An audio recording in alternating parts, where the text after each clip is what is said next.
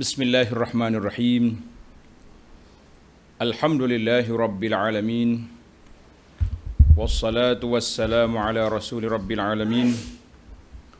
Nabiyyina Muhammadin wa ala alihi wa sahbihi ajma'in. Allahumma 'allimna ma yanfa'una wa zakkirna ma nasina wa anfa'na bima 'allamtana wa zidna 'ilma.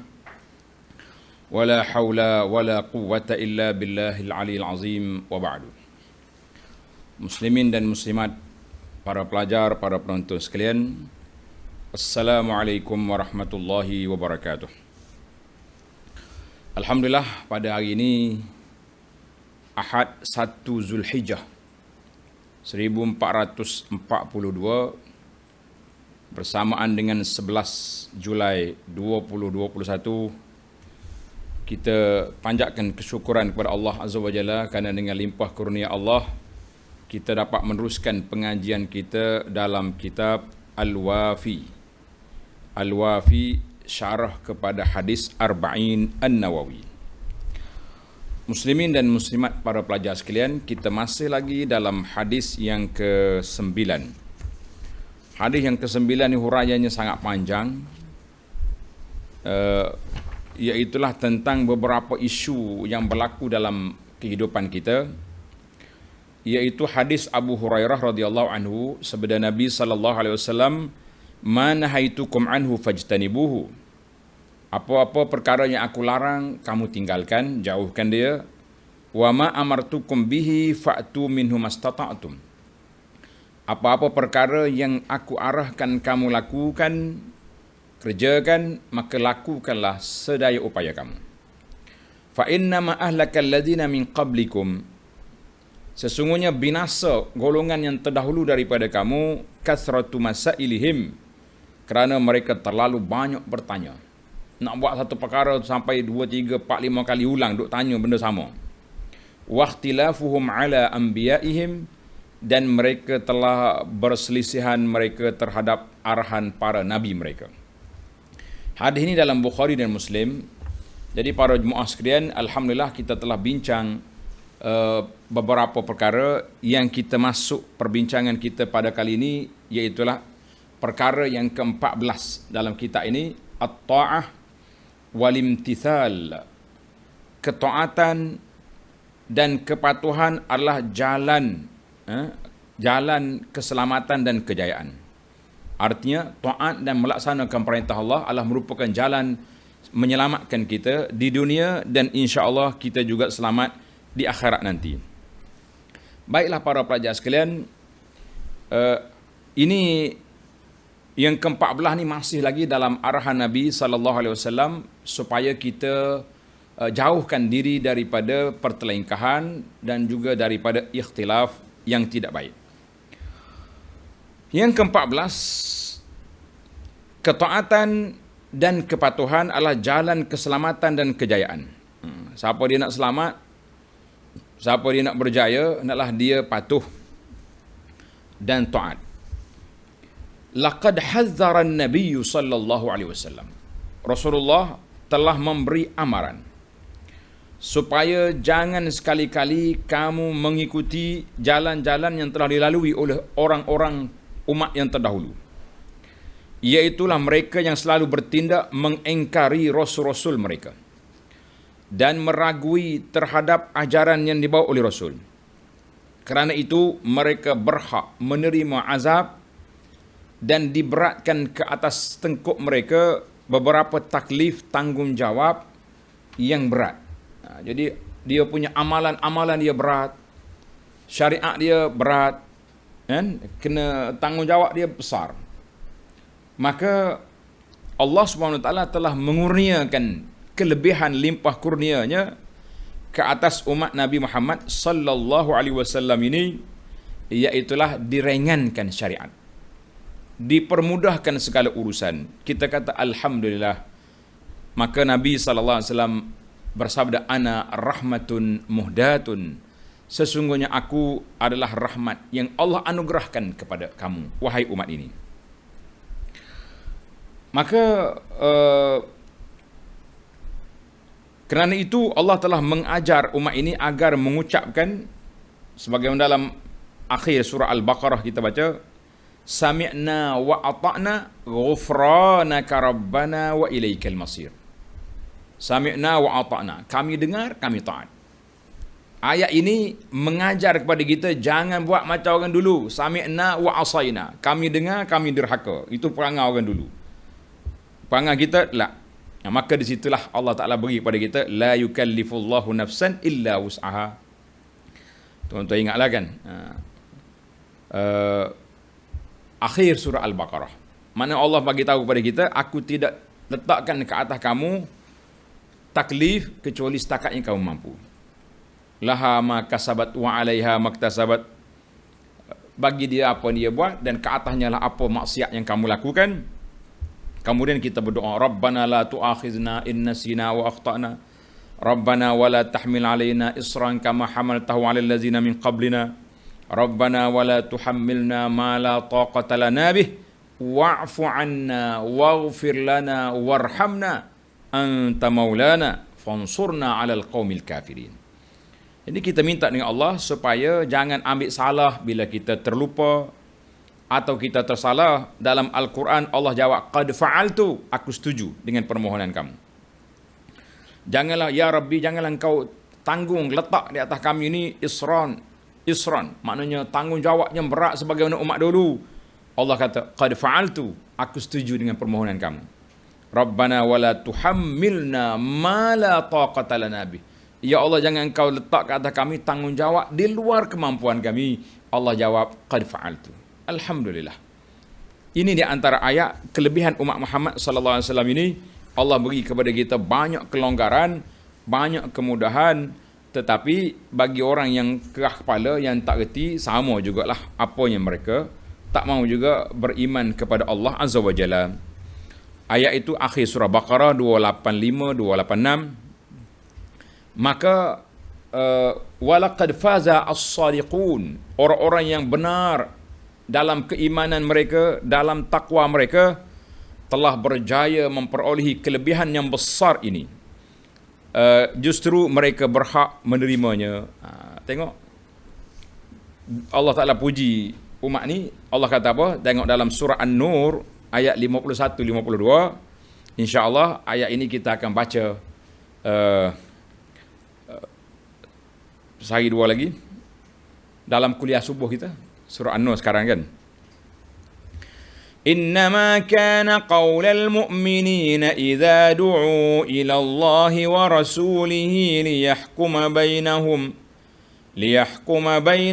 an yaqulu sami'na wa ata'na wa ulaika humul muflihun. Tengok, sesungguhnya jawapan orang-orang mukmin bila diajak baik ke taat kepada Allah dengan Rasul, yaqulu sami'na wa ata'na, kami dengar, kami taat. Ini ciri-ciri keesaan umat ini. InsyaAllah ayat ini kita hurai panjang dalam tafsir subuh kita, surah An-Nur ayat 51-52. Jadi orang-orang yang mulia ini, itulah sikap mereka. Dengar, taat. Tidak dengar pusing sana pusing sini, tak ada. Dan mereka tidak mengikuti jalan, ayat Quran ini tuan-tuan baca terjemahannya ada. Dan mereka tidak mengikuti jalan mereka yang berkata kepada Nabi mereka sendiri apabila mereka diperintah supaya masuki negeri, sebagaimana yang berlaku pada Bani Israel kan. Kata-kata mereka sebagaimana Allah gambarkan dalam surah Al-Ma'idah ayat 24, inna lan nadkhulaha abadan madamu fiha fazhab anta wa rabbuka faqatila inna hahuna qa'idun. Nabi Musa nak bawa masuk buat Bani Israel, pergi lawan dengan kumpulan Jababirah, kumpulan pengganas. Tapi apa boleh, kalau dia masuk, maka mereka akan dapat menguasai Baitul Maqdis. Tapi apa boleh buat dengan keras kepala, dia tengok tak pada nak lawan, puak-puak Jababirah ni ganas, gedebeh kata orang. Maka dia kata apa? Izhab anta wa rabbuka. Musa, mu pergi dengan Tuhanmu, faqatilah, pergi lawan puak tu, inna hahuna qa'idun, kami tunggu di sini. Allahu Akbar. Tuan-tuan kena ingat, ini surah Al-Ma'idah ayat 24. Kerana jawapan yang macam ni tidak beradat dengan Nabi mereka, mereka telah memperolehi kesukaran hidup dan kesesatan di atas muka bumi sebagaimana Allah Ta'ala jatuhkan hukuman ke atas mereka dalam ayat 26 surah Al-Ma'idah, qala fa innaha muharramatun alaihim arba'ina sanatan yatihuna fil ard. Allah berfirman, jika demikian maka sesungguhnya negeri itu diharamkan atas mereka sampai muharramatun alaihim, mana mereka tak boleh masuk Baitul Maqdis sebab tak dengar kata Nabi. Selama 40 tahun mereka berputar-putar kebingungan di padang pasir Sinai. 40 tahun duk pusing, pagi jalan, petang balik tempat yang sama. Apa boleh buat? Itu orang tak dengar kata. Maka umat Muhammad SAW jangan lagi melalui fasa episod yang telah dilalui oleh Bani Israel dengan sebab mereka tak dengar kata. Umat Muhammad SAW bila diperintahkan fa'tu minhum mastata'tum, hendaklah kamu lakukan sedaya upaya semampu yang kamu boleh lakukan. Setakat mana kamu mampu, kamu buat.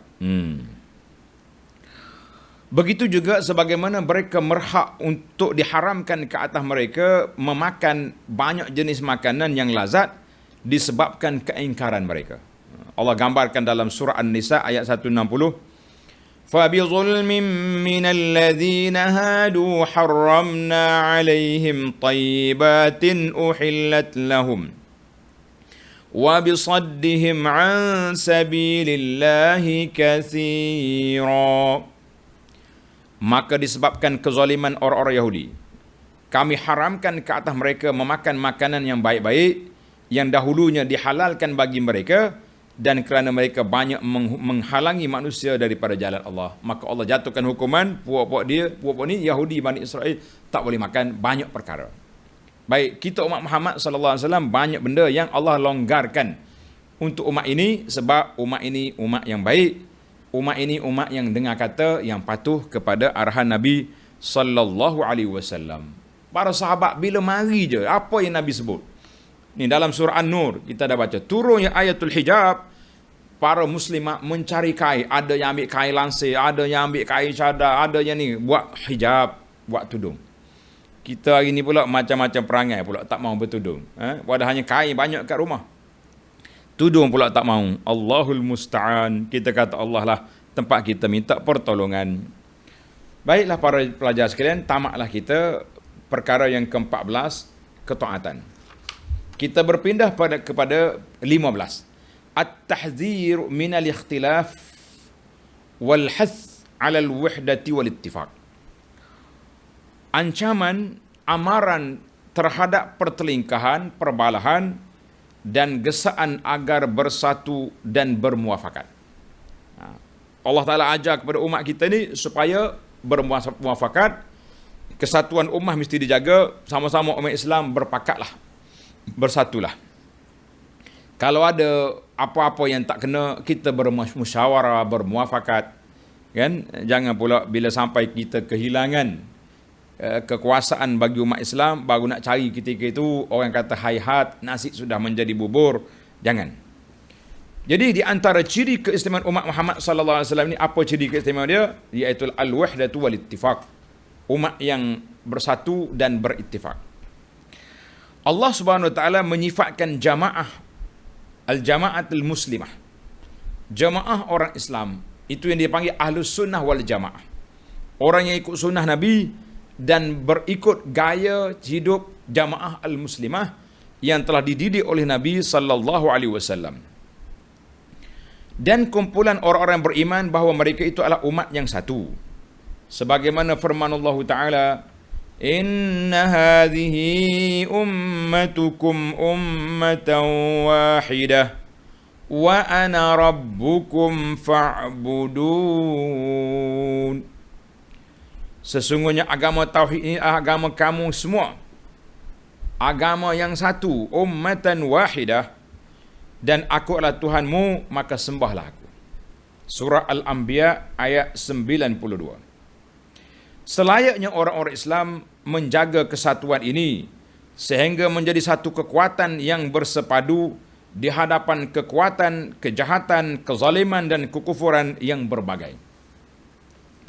Allah Subhanahu wa taala dan Rasulnya telah memberi kita amaran dengan sebenar-benar amaran agar tidak terjatuh ke dalam perselisihan dan pertelingkahan yang mengakibatkan perselisihan ini, umat Islam akan berpecah-pecah kepada kumpulan-kumpulan jamaah-jamaah yang kecil-kecil yang mudah dilanya oleh orang-orang yang bukan Islam, orang-orang kafir, wal'iyazubillah.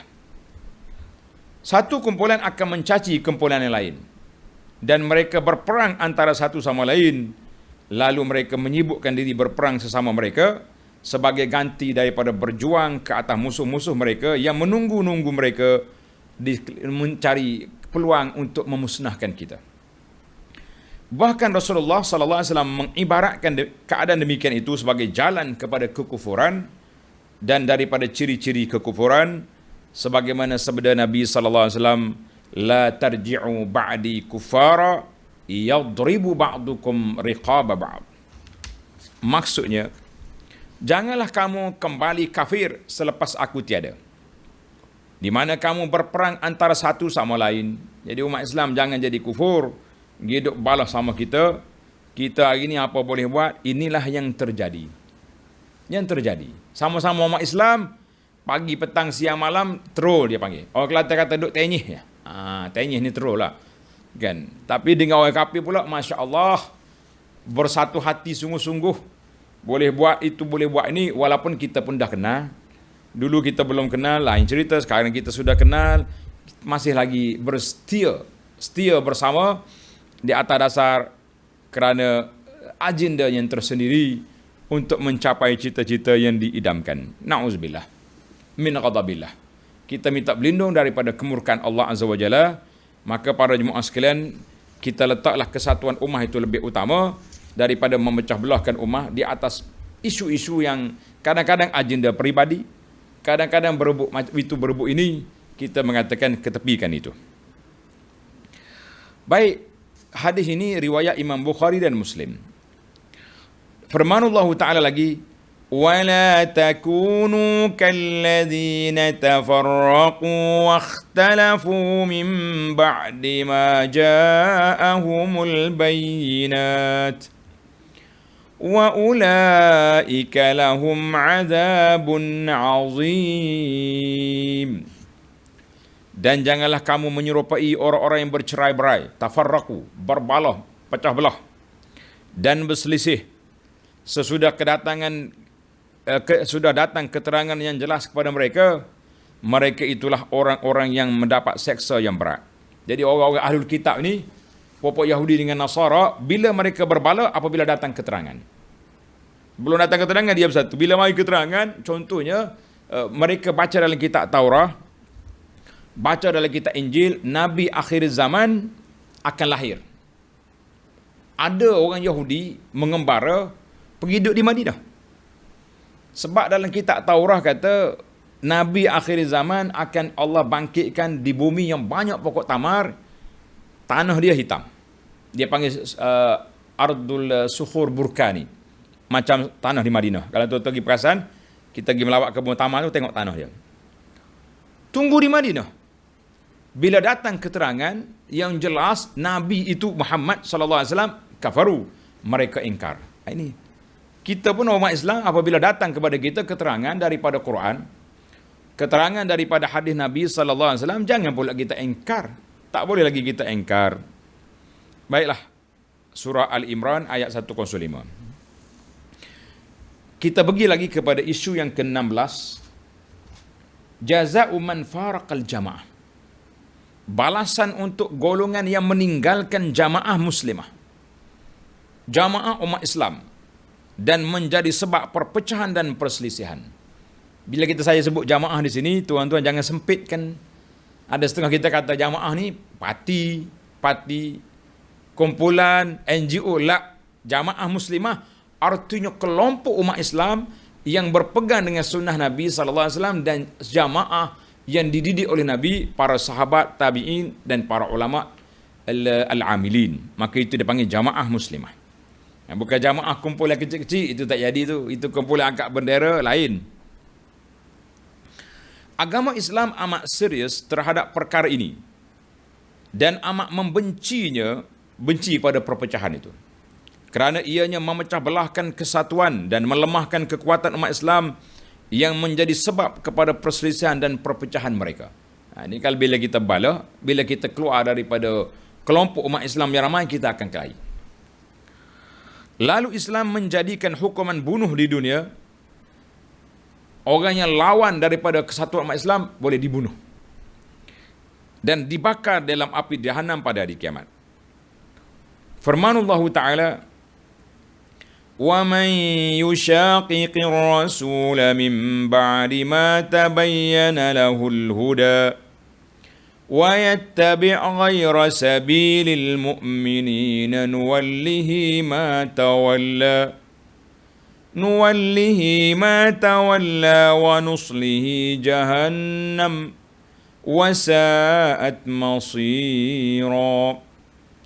Dan sesiapa yang menentang Rasul sesudah jelas kebenaran baginya dan mengikuti jalan yang bukan jalan orang-orang mukmin, kami biarkan ia berleluasa terhadap kesesatan yang telah dikuasainya itu, dan kami masuk ia ke dalam neraka Jahannam, dan neraka itu seburuk-buruk tempat kembali. Surah An-Nisa ayat 115. Ayat ini kata di para ulama usul, ayat ini menjadi dalil kepada ijma' Islam. Maknanya ajma'al muslimun, ulama Islam berijma' dalam satu perkara. Maka jangan siapa diengkar, jangan lawan lagi. Ijma'. Cuma kita kena pasti betul-betul lah. Kadang-kadang kita kata ijma' tapi dia tidak ijma'. Itu pun satu masalah juga dalam perbincangan kita ini. Maka larangan ini, siapa dia tinggalkan jamaah muslimah, pergi cari yang pelik-pelik, maka orang itu dikira keluar daripada ijma' umat Islam, maka mereka akan menerima ancaman yang berat ini. Nabi SAW bersabda, "Man kharaja minat ta'ati wa faraqal jama'ah mata mitatan jahiliyah." Sesiapa yang keluar daripada ketaatan, kita ada imamul muslimin, ketua negara Islam, dan memisahkan diri daripada jamaah muslimin, kemudian ia mati, maka mati ialah mati jahiliyah. Hadis ini riwayat Imam Muslim. Itu larangan daripada kita menyendiri daripada umat yang ramai ini. Dan sabda Nabi SAW, "Man atakum wa amrukum jami'un ala rajulin wahidin yuridu an yashqa asakum aw yufarriqa jama'atakum faqtuluh." Sesiapa yang datang kepada kamu, sedang urusan kamu semuanya ditadbir oleh seorang laki-laki dari kalangan kamu. Maknanya setelah kita lantik khalifah, lantik ketua negara, tiba-tiba ada lagi orang yang bangun menentang, nak rebut takhta, nak rebut kursi, dengan tujuan untuk merosakkan kesatuan umat kamu, memecah belahkan jamaah Islam, maka bunuhlah dia. Sebab dalam satu negara tak ada dua ketua, tak ada dua ketua dalam satu negara. Jadi ini dalam negara Islam saya bercakap. Dalam negara demokrasi, dia ada satu lagi kursi, nama dia ketua pembangkang. Ini memang kerja dia. Kalau dia tak bangkang, tak ada kerja pula dia. Sebab itulah dia kena cari hari-hari, kena cari bangkangnya kerja kan. Tak tahulah, sepatutnya kena kata ketua penasihat. Tapi negara demokrasi dia kata ketua pembangkang. Bila jawatan dia bangkang, dia tak boleh sokong lah. Kalau sokong tidak pembangkang. Jadi eloklah kalau ada ahli-ahli yang berkuasa dalam negara demokrasi ni boleh buat satu cadangan ketua penasihat kerajaan. Baru betul. Baru dia berusaha nak menasihat ni, latih ketua pembangkang saya. Baik, kita tak masuk dalam pertempuran yang berlaku, tapi kita nak cadangkan supaya lebih harmoni kepada masyarakat. Wallahu alam. Baik, konteks yang kita bincang ni iaitulah konteks dalam negara yang ada khalifah. Maka tak boleh ada dua, tak boleh ada ketua pembangkang, tak boleh. Penasihat tidak jadi masalah. Nak menasihat. Memang ulama-ulama besar penasihat. Ulama besar menasihati. Kita kadang-kadang kita tak nampak orang pergi nasihat kepada pemimpin-pemimpin. Allahu Akbar. Tak nampak. Ana ada satu pengalaman, biarlah saya sebut sebagai kenangan kepada seorang syekh yang kita hormati. Allah Ta'ala beri keampunan kepada dia, angkat darjat dia. Yaitu Allahyarham mantan mufti Perak, Tan Sri Harusani rahimahullahu ta'ala. waktu saya pergi dijemput oleh jabat agama, bentang kepada perbincangan di Ipoh. Kemudian kami minum bersama. Allah irham cerita pengalaman dia. Boleh jadi apa hikmat dia cerita kepada saya tak tahu. Boleh jadi inilah sebab Allah Ta'ala nak buka, nak redahkan rahsia dia melalui Abu Anas. Dia kata, kita orang tua ni kita tak buat kerja macam budak-budak, tulis kat Facebook, cakap sana sini, tidak. Tapi saya betul lah pergi jumpa dengan ketua-ketua negara kita lah maksud dia. Saya pergi nasihat berdepan. Ada lagi cerita, dia berjanji dengan beberapa orang, tapi akhirnya dia seorang yang pergi untuk menyampaikan nasihat. Kata orang 4 mata nasihat. Apa yang tak kena, apa yang dirungut oleh rakyat, kita kata Masya Allah, jazakallahu khaira Tan Sri mantan mufti. Rupa-rupanya kita nampak orang tua diam, kita ingat tak buat kerja, tapi dia telah menjalankan tugas dia dengan sekadarnya dia mampu. Kita kata rahimahullahu ta'ala. Baik, mana dalam negara Islam, negara berkhalifah, kita boleh pergi nasihat, tapi tak boleh memberontak, tak boleh membangkang, tak tu kalau ajak orang pakai baju kuning, pakai baju apa saja turun di jalan, itu bukan gaya dalam negara Islam, bukan. Maka kita kena hati-hatilah dalam perkara-perkara seperti ini, kan? Baik, kita masuk kepada kitab kita. Nanti tak habis pula tajuk. Saya cadang ini yang terakhir untuk hadis yang ke-9 ini, insya-Allah. Perkara yang ke-17, at-tamassuk bi syar'illahi ta'ala tariqul wahdah.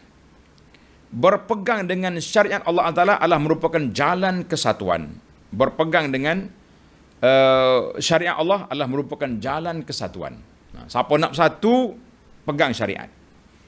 Nak bala, carilah, ikutlah hawa nafsu sendiri. Itu kita nak berkelahi mudah, ya kan?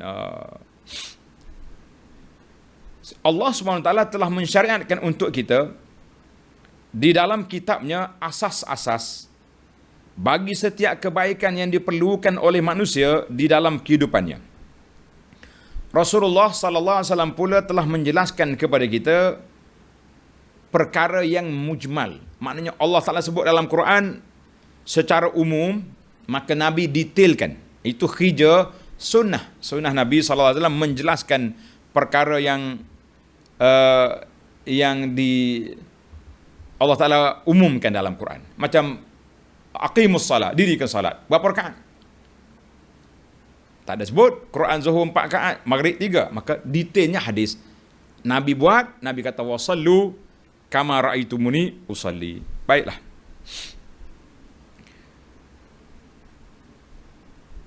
Maka Rasulullah menjelaskan yang mujmal, yang umum daripada syariat dalam Al-Quran dengan sunnahnya yang suci. Sebagaimana yang telah diwahyukan oleh Allah kepada baginda. Maka mengikut kemampuan yang dikehendaki oleh umat agar terwujudlah kesatuan. Maka Nabi kita ajar, Nabi kata fa'tu minhum mastata'tum. Fa'tu, buat setakat mana yang kamu mampu. Terikatlah ikatan dan berpegang dengan tali yang kukuh di antara mereka, iaitulah hablullah. Kerana itu untuk memastikan kekuatan kesatuan ini, umat hendaklah kembali kepada kitab Allah dan sunnah Nabi-Nya sallallahu alaihi wasallam demi mematuhi firman Allah di dalam kitabnya, wa'tasimu bihablillahi jami'an wa la tafarraqu. Wa'tasimu bihablillahi jami'an wa la tafarraqu, dan berpeganglah kamu semua dengan tali Allah, yakni dengan syariat Allah, dengan dinullah, dan janganlah kamu berpecah belah. Suratu Ali Imran 103. Dan mengingatkan akan nikmat yang telah dikurniakan oleh Allah ke atas umat ini, iaitulah nikmat iman dan Islam dengan kurniaan daripada Allah Azza wa Jalla. Maka ia menjadi sebab kesatuan, kekuatan, kemuliaan, ketinggian dan perpaduan umat. Dalam ayat Al-Quran, tuan-tuan tengok surah Ali Imran 103. Wazkuru ni'matallahi alaikum iz kuntum a'daan fa'allafa baina qulubikum fa asbahtum bi ni'matihi ikhwana. Ingat nikmat Allah atas kamu. Dulu kamu bermusuhan. Tuan-tuan ingat. Aus dengan Khazraj duduk di Madinah. Berperang hampir 120 tahun. Berkelahi 120 tahun. Bila Nabi datang, fa'allafa baina qulubikum, Allah Ta'ala satukan hati. Aus dengan Khazraj telah menjadi Ansar, golongan Ansar. Telah menjadi bersaudara dengan nikmat Allah Azza wa Jalla. Ini tengok. Sebab itulah bila ada usaha-usaha untuk menyatukan umat ini, saya cukup bergembira.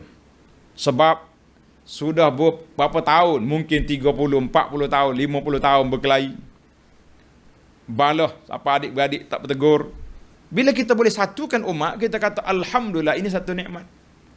Tapi begitulah, bila ada kesatuan, akan ada pengganggu-pengganggu yang tak setuju dengan kesatuan itu. Allahul Musta'an. Tuan-tuan, jagalah kesatuan umat. Mudah-mudahan kita berjaya, insya-Allah. Maka Allah Ta'ala menjinakkan dan merapatkan hati mereka, lalu jadilah mereka itu kesemuanya bersaudara kerana nikmat iman dan Islam itu. Tidak ada asas. Kita nak letak kebangsaan, ke nasionalis, ke apa list yang ada, tak akan menyatukan umat. Tetapi yang menyatukan umat ini, al-ukhuwah al-islamiyah. Ini kesatuan kita. Dan dengan hidayah Allah SWT yang dikurniakannya, maka itulah sebab bagi keselamatan dan kejayaan. Keselamatan daripada neraka dan kejayaan memasuki syurga.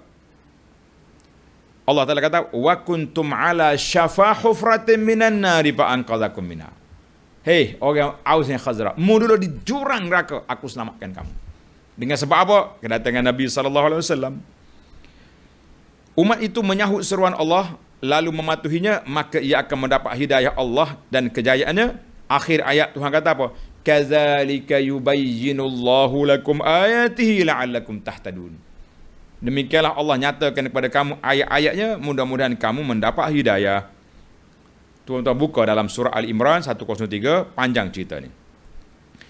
Untuk mencukupi perjalanan setelah Allah satukan hati, maka Allah Ta'ala turun ayat yang berikut. Masih lagi dalam surah Al-An'am 153. Wa anna hadza sirati mustaqiman fattabi'uh. Ini jalan aku, jalan Islam, ikut. Wala tattabi'us subula fatafarraqa bikum an sabilih. Mu jangan ikut jalan-jalan lain yang dibawa oleh syaitan, dibawa oleh nafsu, kamu akan sesat daripada jalan yang benar. Dzalikum wassakum bihi la'allakum tattaqun. Yang demikian itu diperintahkan oleh Allah kepadamu agar kamu bertakwa. Surah Al-An'am 153. Nabi SAW juga di akhir hayatnya, dalam khutbatul wada, Nabi kita berpesan, taraktu fikum syai'aini lan tadillu ba'dahuma kitab Allah wa sunnati. Aku tinggal kepada kamu dua tonggak. Tonggak kesatuan, tonggak keselamatan, iaitulah kitab Allah, Al-Quran dan sunnah Nabi sallallahu alaihi wasallam. Siapa nak selamat, berpegang dengan sunnah. Masyhur daripada Imam Malik rahimahullahu taala, para pelajar tanda, catat, kata Imam Malik, as-sunnatu kasafinati Nuh, man rakibaha naja. Sunnah Nabi ibarat seperti bahtera Nabi Nuh. Siapa dia naik bahtera, selamat. Siapa tak naik bahtera, tenggelam. Maknanya kalau kita ikut sunnah Nabi yang benar, yang sahih daripada Rasulullah sallallahu alaihi wasallam, kita akan selamat dunia, selamat di akhirat. Siapa dia langgar daripada sunnah, dia akan tenggelam. Sama ada sesat, paling tidak pun sesat. Yang berat lagi kufur, wal iyaz billah.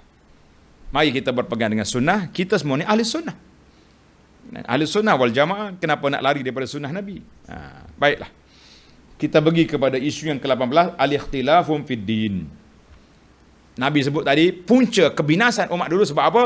Sebab ikhtilafuhum ala anbiya'ihim. Mereka itu berselisih pandangan terhadap arahan nabi-nabi mereka. Baik.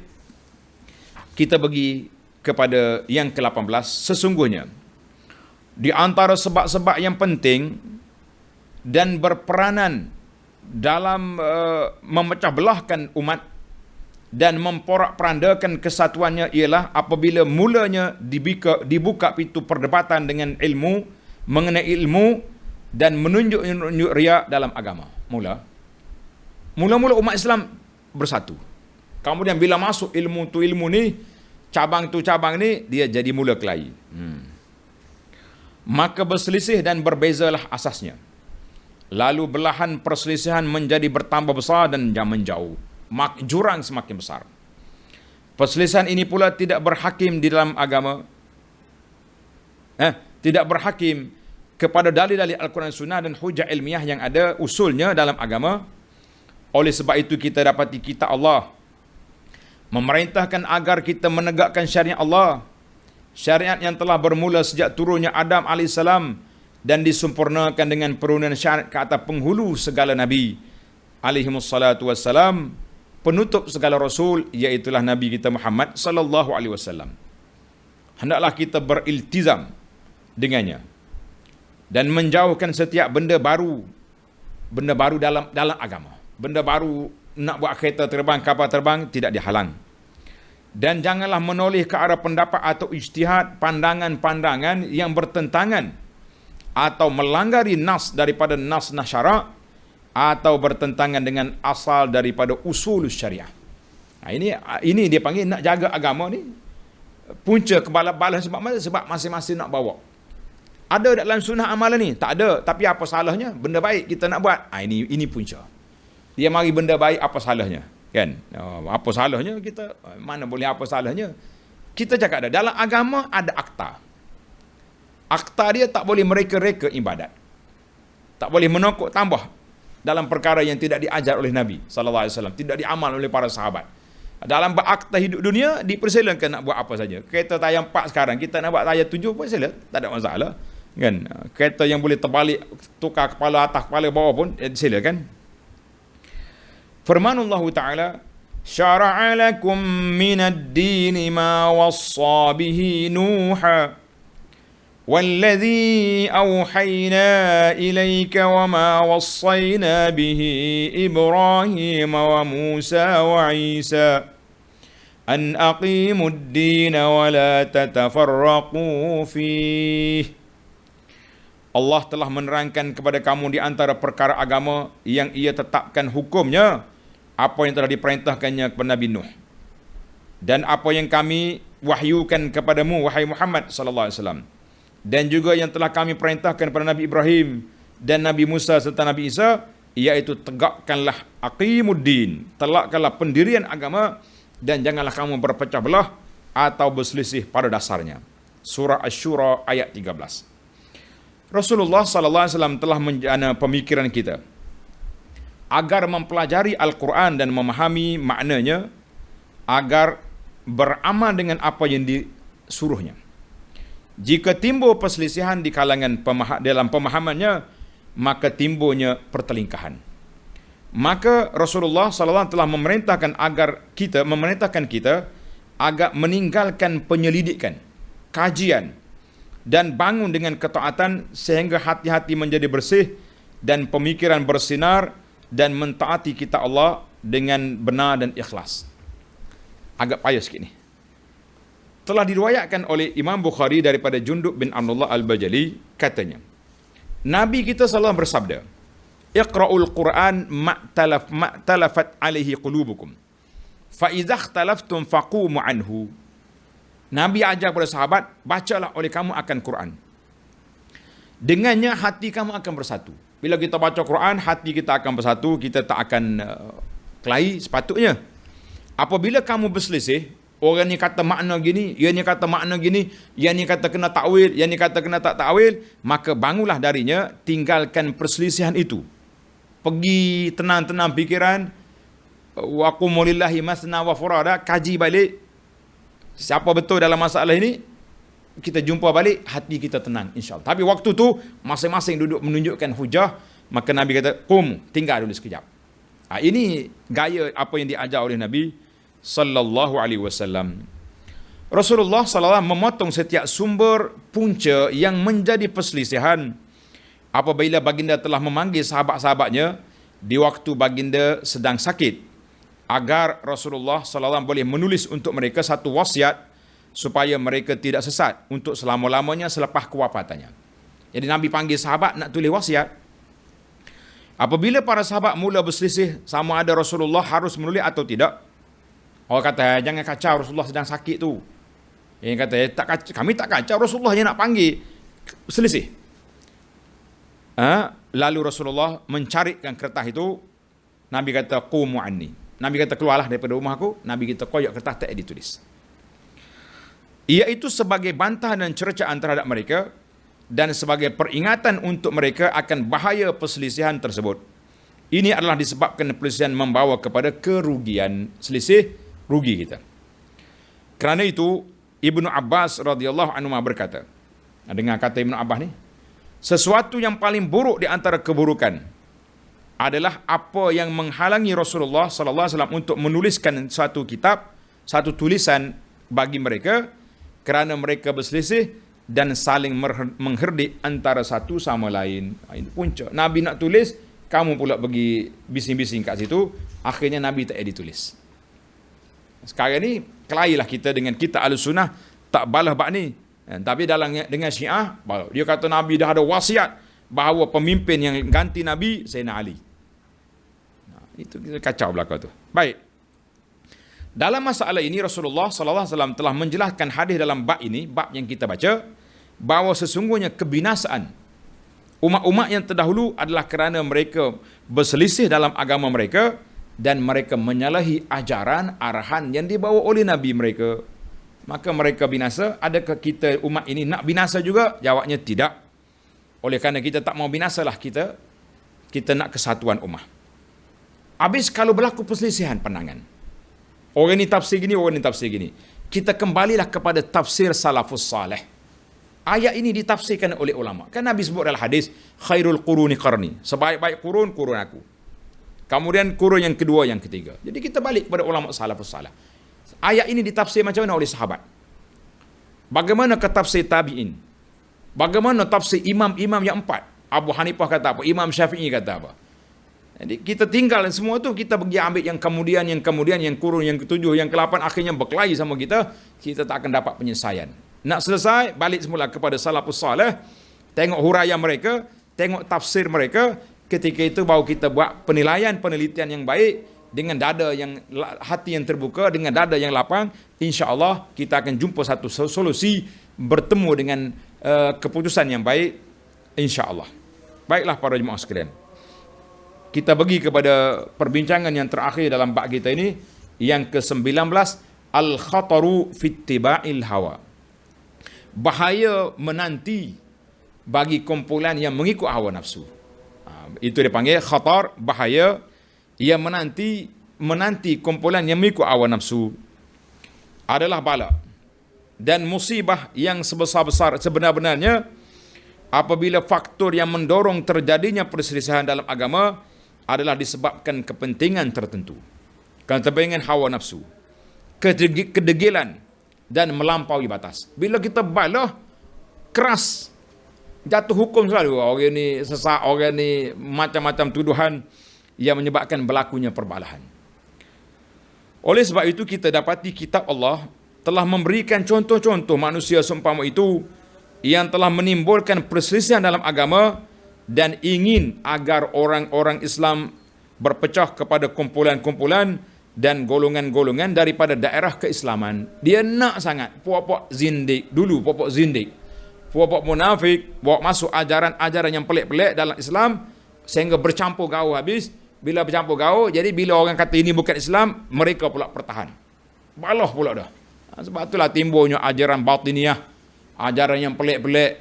Sampai hari ini pun kumpulan batiniah ni masih lagi ada, tapi disokong juga oleh orang-orang yang mengaku Ahlus Sunnah. Ini yang benda yang pelik. Ini perkara yang pelik, kita kata ajaib. Macam-macam dia punya, kan? Maka Allah SWT telah menyelamatkan nabinya daripada golongan ini dengan firman-Nya, innal ladzina farraqu dinahum wa kanu syi'an lasta minhum fi syai'. Orang yang berpecah belah, menjadi berpuak-puak, bukan engkau daripada kumpulan mereka. Islam tak berpecah. Innama amruhum ila Allah thumma yunabbi'uhum bima kanu yaf'alun. Jadi engkau tidak bertanggungjawab terhadap mereka ya Muhammad sallallahu alaihi wasallam, sesungguhnya urusan mereka hanyalah terserah kepada Allah. Kemudian Allah akan memberitahukan kepada mereka pada hari kiamat kelak apa yang telah mereka perbuat dan membalasnya. Suratu Al-An'am ayat 159. Kemerbahayaan dan yang mungkin muncul susulan daripada perselisihan jenis ini, mana kita ikhtilaf kerana nafsu, bukan ikhtilaf kerana ilmu, adalah kerana tidak berhukum kepada dalil-dalil dan tidak tunduk kepada hujah-hujah. Inilah bentuk perselisihan yang menjadi sebab kemusnahan umat. Mengenai hal ini, Rasulullah SAW telah mengisyaratkan di akhir hadis yang kita baca tadi, hadis yang ke-9 ini, innama ahlakal ladzina min qablikum kathratu masailihim wa ikhtilafihim ala anbiya'ihim. Puncanya sebab mereka banyak bertanya dan banyak menyalahi arahan. Al-Quran juga telah memberi amaran terhadapnya, wala takunu kalladzina tafarraqu wa ikhtalafu min ba'di ma ja'ahumul bayyinat. Jangan kau jadi seperti orang yang berkelahi, berpecah belah setelah datangnya keterangan. Tadi kita dah hurai di sana, surah Ali Imran 105. Ia menguatkan firman Allah Ta'ala, ini firman Allah yang berikut, wa ma tafarraqal ladzina utul kitaba illa min ba'di ma ja'athumul bayyinah. Dan tidaklah berpecah belah orang Yahudi dan Nasrani yang didatangkan Alkitab kepada mereka, melainkan sudah datang kepada mereka bukti yang nyata benarnya dakwah Nabi. Bila mari bukti, mereka kelahi, mereka berbalah. Surah Al-Bayyinah ayat 4. Adapun tanda ni pelanggar pajak. Adapun perselisihan yang timbul melalui dalil-dalil yang disandarkan kepada usul al-Islam, maka ia bukanlah perselisihan yang dimaksudkan di sini. Kerana itu, perselisihan itu adalah dalam furu' cabang-cabang, bukannya usul.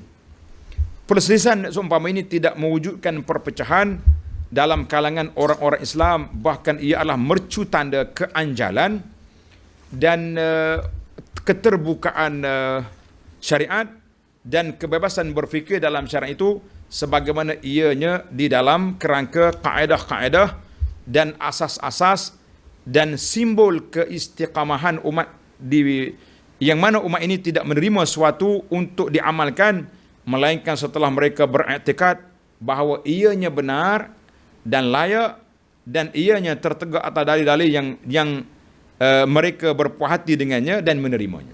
Nah, adapun khilaf ulama, khilaf Syafi'i dengan Hanafi, khilaf Syafi'i dengan Maliki, Hambali contohnya, itu dipanggil khilaf dalam bab furu' yang tidak memecah belahkan sepatutnya. Tapi pecah juga. Mana pecah? Saya ni mengajar satu subjek, nama dia Tarikh At-Tashri'. Dalam Tarikh At-Tashri' kita akan baca punca-punca perpecahan. Mari daripada mana? Mari daripada ta'assub fanatik kepada mana-mana mazhab. Oh, dia fanatik. Pengikut Syafi'i kata orang Hanafi tak betul, Hanafi kata Syafi'i tak betul, macam-macam dia punya perli. Mari kumpulan yang 4 mazhab ada, mari kumpulan yang kelima pula kumpulan anti mazhab, contohnya puak-puak Zahiri, dia pula dia balun semua mazhab-mazhab. Kita kata itulah punca perbalahan. Mari daripada ta'assub kepada mazhab, ataupun mari daripada ikut hawa nafsu yang kita tidak berpaksikan kepada dalil dan hujah, ataupun tidak berpaksikan kepada akhlak dan juga adab. Moga-moga sebaik-baik yang boleh kita berdalil dengannya, yang semakna dengan ini ialah apa yang diriwayat oleh Imam Al-Bukhari daripada Abdullah Mas'ud bahawa beliau telah mendengar seorang laki-laki membaca satu ayat daripada Quran. Orang ni baca ni, orang ni baca macam ni.